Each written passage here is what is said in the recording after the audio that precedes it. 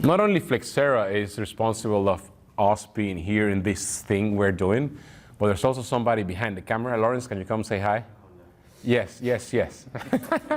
Because the thing that I did before, like this is working out. This is like making work. This is Lawrence. Say hi, Lawrence. Hi. Yes.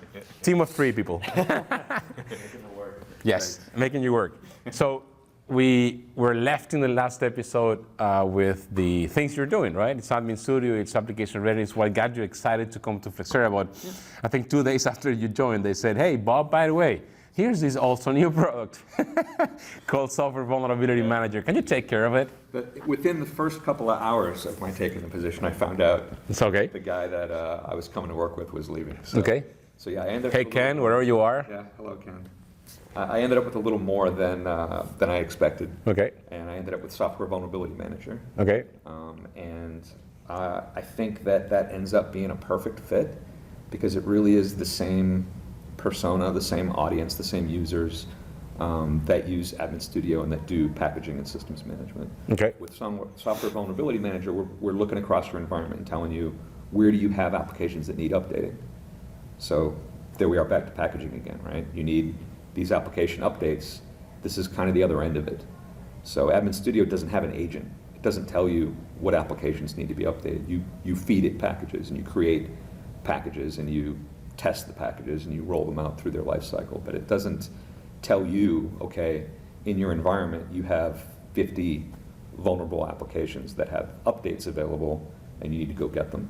Mm-hmm. That's really something that packagers have to do on their own. Either security comes yelling at them because it's a security update and it needs to be addressed, or they subscribe to all these different feeds and try to stay on top of when updates come out. It's impossible.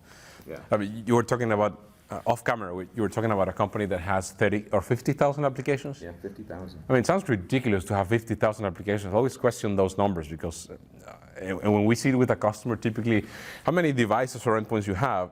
If there's 5 people in the room, you have 5 different answers, right? Yeah. And probably the same thing with applications. But it's a reality that companies are leaving the endpoints exposed and open with admin credentials for the users, which lends itself to shadow IT and all of that stuff.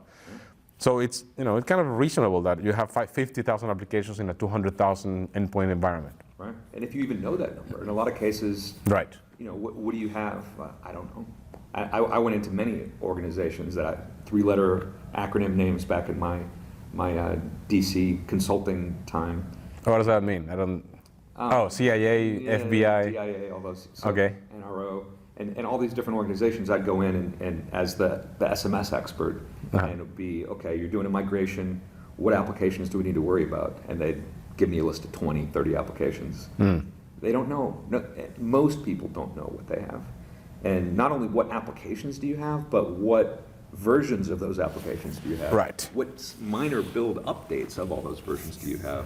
And that is what's really necessary in order to know your security posture. Yeah, well, playing devil's advocate here, if you subscribe to a catalog, you have a catalog of 300 applications, and you download that catalog and put it on the System Center Config Man, and you push all of that, and you're patched. Dude, that's easy. Why do you need to have an agent out there? Why do you need to have software to tell you where to start? Yeah. So a catalog of 300 applications isn't going to be a 300 application overlap with what you need. Okay. So you're already talking about a smaller subset. And then if you look at the fact that you're talking about 50,000 applications, that patch catalog is giving you 50, 100 if you're real lucky. Yeah, those are some that you can go straight to testing and skip the packaging piece.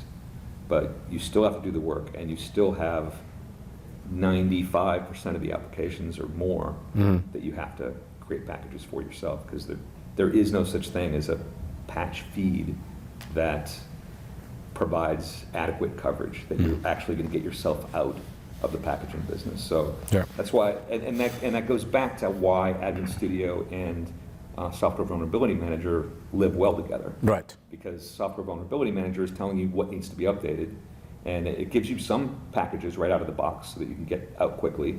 But like I said, there's no such thing as 100% coverage. So to help you easily see what's the delta and what do I need to do in the hands of the packaging guys, they can be proactive. What we see a lot of times is we get security guys talk to operations and say, here's 10 CVEs you need to go take care of. Those aren't software updates. So now there's research that needs to be done, even though research has been done. And which is one of the really nice things that I think Flexera has in its Secunia research advisories.